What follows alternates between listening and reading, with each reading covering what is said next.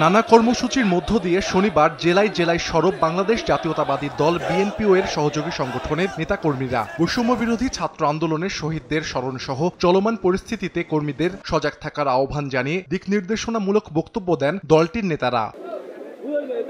কলুষিত রাজনীতিকে প্রত্যাখ্যান করেছে নতুন প্রজন্ম, এমন মন্তব্য করেছেন বিএনপির স্থায়ী কমিটির সদস্য ও সাবেক মন্ত্রী ডক্টর আব্দুল মঈন খান। নরসিংদীতে ছাত্র জনতার আন্দোলনে প্রাণ হারানো স্কুল ছাত্র তাহমিদ ভূঁইয়ার কবর জিয়ারত করেন তিনি। ডক্টর আব্দুল মঈন খান বলেন, গণতন্ত্রের নামে একনায়কতন্ত্র কায়েমকারী এবং স্বৈরশাসকদের সবসময় পরাজিত করে গণতন্ত্র পুনঃপ্রতিষ্ঠা করবে ছাত্র জনতা। বাংলাদেশের নতুন প্রজন্মকে নিয়ে আমরা সামনের দিকে এগিয়ে যাব। আমরা দেশে গণতন্ত্র পুনঃপ্রতিষ্ঠা করব।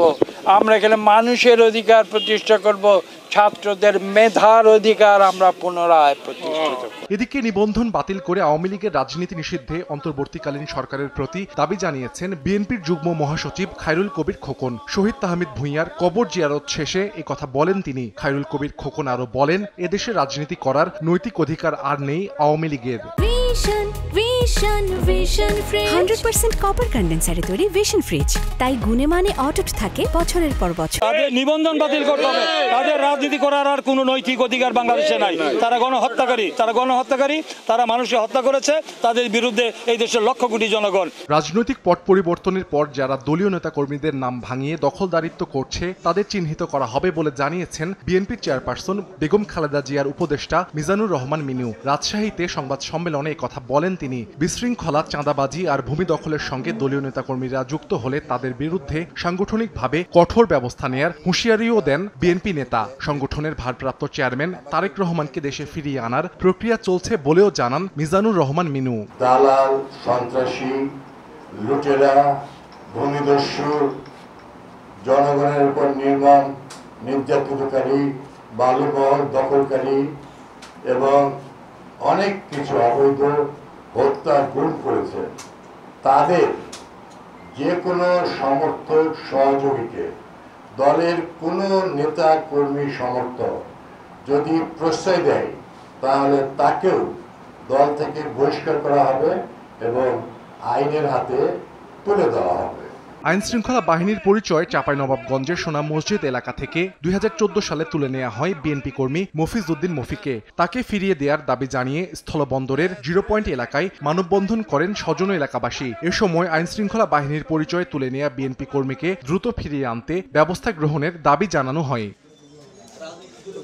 বৈষম্য বিরোধী ছাত্র আন্দোলনে হতাহত ও ক্ষতিগ্রস্তদের তালিকা করে তাদের পাশে দাঁড়াতে দায়িত্বশীলদের নির্দেশ দিয়েছে বিএনপি, জানিয়েছেন সংগঠনের কেন্দ্রীয় কার্যনির্বাহী কমিটির সদস্য আব্দুল লতিফ জনি। ফেনীতে আন্দোলনের শহীদদের কবর জিয়ারত এবং পরিবারের সদস্যদের সঙ্গে সাক্ষাৎ শেষে এ কথা জানান তিনি। গত 4 আগস্ট আন্দোলনে গুলিবিদ্ধ হয়ে প্রাণ হারানো 8 জনের পরিবারের কাছে তারেক রহমানের পক্ষ থেকে আর্থিক সহায়তা প্রদান করা হয়। দলীয় চেয়ারপারসন বেগম খালেদা জিয়া এবং জননেতা তারেক রহমান স্পষ্টভাবে উল্লেখ করেছে, কোনো প্রতিহিংসা নয়, কোনো প্রতিশোধ নয়। এখন আমাদের একটাই দায়িত্ব, দলের প্রত্যেক শহীদ ফ্যামিলির এবং যারা শহীদ হয়েছেন তাদের পরিবারের পাশে দাঁড়ানো এবং যারা আহত আছেন তাদের চিকিৎসা সুব্যবস্থা করা। গণঅভ্যুত্থানের শহীদদের স্মরণে বরিশালে শোকসভা ও দোয়া মাহফিল হয়েছে। জেলা স্বাধীনতা ফোরামের সভাপতি নুরুল আমিনের সভাপতিত্বে আয়োজিত অনুষ্ঠানে প্রধান অতিথি ছিলেন কেন্দ্রীয় বিএনপির সদস্য আবু নাসের মোহাম্মদ রহমাতুল্লাহ। অনুষ্ঠানে বক্তারা বলেন, দেশ সংস্কারে ছাত্র জনতার ত্যাগ কোনোদিনও ভুলবে না মানুষ। অনতিবিলম্বে রাষ্ট্র মেরামত করে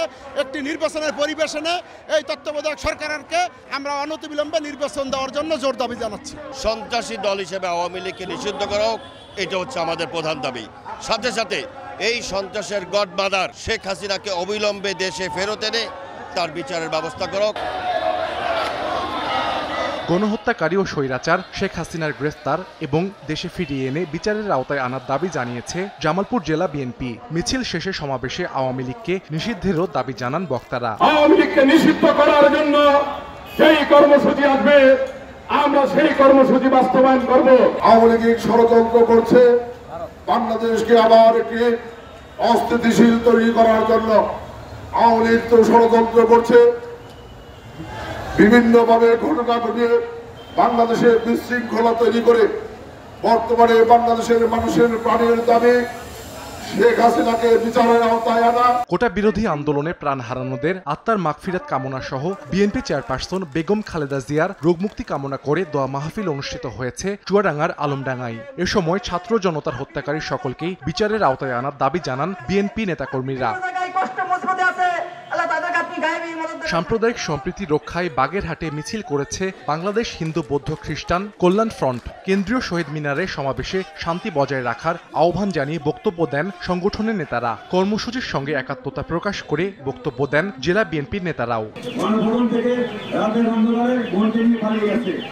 আর রেখে গেছে বাংলাদেশে তার দোষরা সেই আবর্জনা নর্দমা, এই আবর্জনা নর্দমা ইনশাল্লাহ সারা বাংলাদেশের মানুষ এই অন্তর্বর্তীকালীন সরকারের সাথে এক হয়ে পরিষ্কার করবে। বেগম খালেদা জিয়ার রোগমুক্তি কামনা করে দোয়া মাহফিল হয়েছে মোংলায়। এতে অংশ নেন জেলা উপজেলা বিএনপির নেতাকর্মীরা। এ সময় শেখ হাসিনাকে দেশে ফিরিয়ে এনে বিচারের আওতায় আনার দাবি জানান নেতাকর্মী ও সমর্থকরা।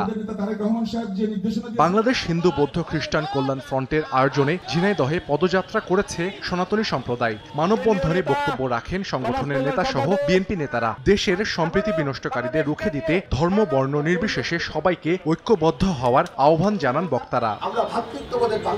চলমান পরিস্থিতিতে নেতাকর্মীদের জনগণের পাশে থাকার আহ্বান জানিয়েছে বাংলাদেশ জাতীয়তাবাদী দল বিএনপি। সাহাল আব্দুল্লাহ আলভি, সময় সংবাদ।